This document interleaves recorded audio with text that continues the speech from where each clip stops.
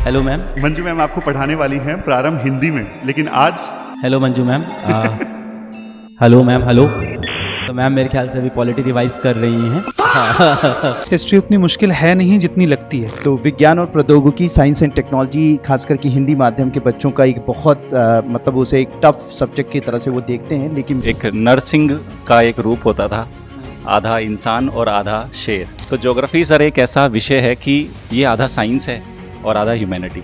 और जितनी आसानी से आपने गिनती सीख ली उतनी ही आसानी से हम सीसैट को सीखेंगे, और सीसैट के जितने विषय हैं हम सभी को उतना ही आसान बनाएंगे जितना आप बाकी सारे टीचर आपके लिए जीएस को आसान बना रहे हैं।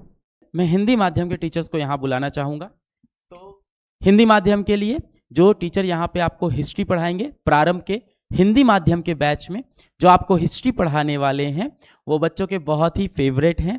बच्चे उनको बहुत प्यार करते हैं, कंटेंट को लेके उनकी बहुत ज़्यादा तारीफ होती है। मैं बुलाना चाहूँगा मेरे बहुत ही प्रिय मित्र देवेंद्र सर को। Hello sir. हेलो सर, कैसे हैं आप? बहुत ही बढ़िया सर। सबसे पहले sir thank you so much again to be a part of Prarambh. क्या बोलना चाहेंगे सर बच्चों को? Thank you so much sir. History एक सब्जेक्ट के तौर पर सर कई सारे बच्चों के लिए थोड़ा डरावना हो जाता है। हिस्ट्री उतनी मुश्किल है नहीं जितनी लगती है, क्योंकि पढ़ने के बाद याद बहुत कुछ नहीं हो पाता। और इतिहास एक विषय के तौर पर सर यूपीएससी के पर्सपेक्टिव से बहुत ही विश्लेषणात्मक है, लेकिन उस विश्लेषण के पहले जो कंटेंट है उसको सही तरीके से समझना बड़ा ज़रूरी होता है। तो हिस्ट्री पढ़ाते वक्त मेरा यही प्रयास रहता है कि मैं पूरी हिस्ट्री उनकी इमेजिनेशन में लेकर आ जाऊँ। एक बार उन्हें हिस्ट्री दिखने लग जाती है, इमेजिनेशन में आ जाती है, तो उसका विश्लेषण करना बहुत आसान हो जाता है। और जब विश्लेषण करना आसान हो जाता है तो वो एकदम से एग्जाम क्लियर करने के लिए पूरी तरीके से तैयार हो जाते हैं। थैंक यू सो और मच सर। एक जी, इस बार जी। ऋषभ नोटियाल कितनी रैंक आई थी उनकी? सर ऋषभ नौटियाल की 500 समथिंग रैंक थी हाँ, सर। उन्होंने मुझे बताया सिलेक्शन हुआ था कि देवेंद्र सर ऐसा हिस्ट्री पढ़ा देते हैं, सिचुएशन क्रिएट हो जाती है कि हम उस ईरा में जी रहे हैं। मतलब वो ऐसे सर्कमस्टांसेस बताते हैं कि उस समय ऐसी सिचुएशन थी कि स्टूडेंट फील करने लगता है कि मैं उसी ईरा में हूँ। जी। बढ़िया है देवेंद्र सर ये तो। बस सर, इमेजिनेशन अगर एक बार हिस्ट्री की बन जाती है तो विश्लेषण करना आसान हो जाता है, और वही रास्ता है यूपीएससी तक पहुंचने का।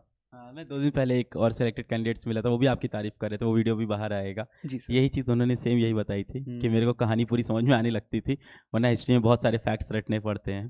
तो congratulation sir. Thank you so much, sir. Next मैं बुलाना चाहूँगा जो प्रारंभ के हिंदी माध्यम बैच में आपको पॉलिटी पढ़ाएंगे। तो बच्चों की बहुत ही फेवरेट हैं और आप सब उनको बहुत ही प्यार भी करते हैं और बहुत ही मेहनती टीचर हैं। बहुत सारे बच्चे सेलेक्टेड कैंडिडेट्स इनको बहुत पसंद करते हैं। मैं बुलाना चाहूँगा मंजू मैम को। सो अच्छा, ठीक है। मैम ऐसे आएंगे आज? Thank you. Hello ma'am. Manju ma'am आपको पढ़ाने वाली हैं प्रारंभ हिंदी में, लेकिन आज hello Manju ma'am. Hello ma'am. Hello. तो मैम मेरे ख्याल से अभी पॉलिटी रिवाइज कर रही हैं। तो हाँ, तो मैम कुछ समय में आपके सामने बिल्कुल आ जाएंगी। आज किसी कारण से यहाँ पे मौजूद नहीं है और कारण शायद मैम ने आपको बता रखा हो, वरना वो खुद ही बताएं तो बेटर होगा। तो मैम के बच्चे बहुत तारीफ करते हैं और आपको बैच में मंजू मैम मिलेगी। बहुत सारे बच्चों ने इनके वीडियोस देख रखे हैं। देखिए, किसी भी टीचर को आपको जानना हो कैसे पढ़ाते हैं तो उनके बहुत सारे वीडियोस इंटरनेट पे यूट्यूब पे हमने अपलोड कर रखे हैं।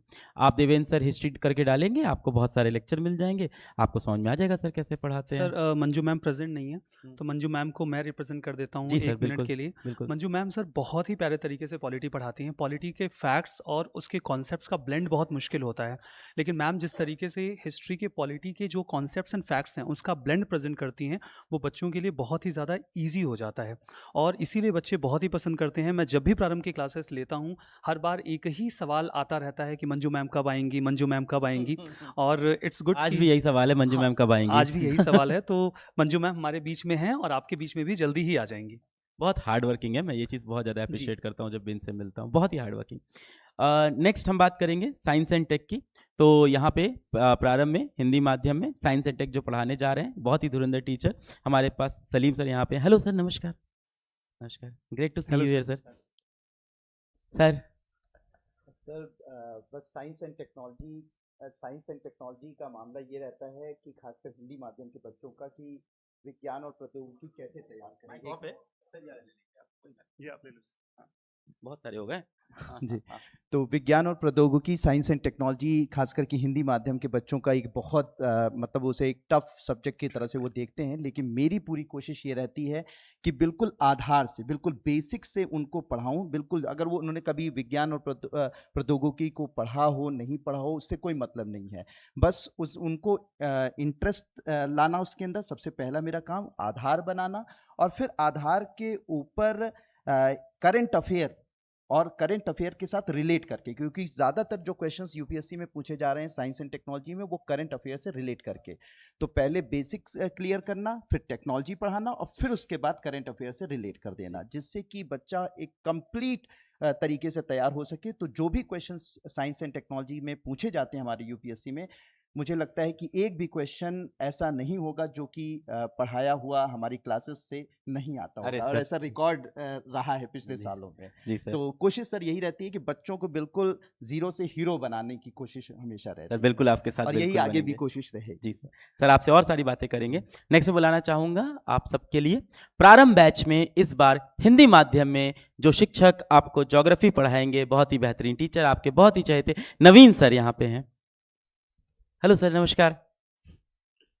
बहुत बहुत शुक्रिया सर, धन्यवाद आने के लिए। नमस्ते सर हेलो सर। सर सबसे पहले मैं तो आप सभी लोगों का थैंक यू बोलना जी। चाहूँगा। मैं यही कहूँगा सर कि सही है। ज्योग्राफी एक ऐसा विषय है, जैसे सर हम पहले सुनते थे ना किस्सों कहानियों में, एक नरसिंह का एक रूप होता था, आधा इंसान और आधा शेर। तो ज्योग्राफी सर एक ऐसा विषय है कि ये आधा साइंस है और आधा ह्यूमैनिटी, और ऐसे सब्जेक्ट को डील करना एक चैलेंजिंग टास्क होता है। ह्यूमैनिटी बच्चों को बहुत अच्छे से और आराम से समझ में आ जाती है, क्योंकि हमारी डे टू डे लाइफ के मुद्दे होते हैं, इंडस्ट्री हो गई, एग्रीकल्चर हो गई, पॉपुलेशन हो गया, बच्चा समझता है सर उन सारी चीज़ों को। लेकिन जैसे ही बात फिजिकल ज्योग्राफी की आती है, हम क्लाइमेटोलॉजी की बात करते हैं, ज्योमॉर्फोलॉजी की, ओशनोग्राफी की, तो वहाँ सर सारे फिजिक्स केमिस्ट्री के कंसेप्ट आने लगते हैं। तो बच्चे थोड़ा सा उसको लेके कई बार लगता है यार जितना आसानी से ह्यूमन ज्योग्राफी समझ में आ रहा है उतना आसानी से फिजिकल ज्योग्राफी क्यों नहीं आता। तो मैं सर बच्चों को एक ही बात बोलता हूँ कि जब आप खाना खाते हो तो खाने के अंदर डिफरेंट डिफरेंट आइटम होते हैं। दही जब हम लेते हैं तो बहुत ईजिली चली जाती है पेट में, कोई हमें मेहनत और मशक्क़त नहीं करनी होती। लेकिन अगर रोटी है तो वो चबा चबा कर ही खानी पड़ेगी। मतलब सेम स्पीड से आप, जैसे दही आपने कंज्यूम किया वैसे आप चपाती कंज्यूम करोगे तो प्रॉब्लम हो सकती है, ब्लोटिंग का इश्यू हो जाएगा। तो ज्योग्राफी में भी एक टेम्परामेंट रखे बच्चे। मैं यही कहूँगा कंसेप्चुअल पार्ट थोड़ा स्लो चलता है, उसको समझने की कोशिश करें फिजिकल ज्योग्राफी में, तो वहाँ बहुत ज़्यादा कंफर्टेबल हो जाओगे।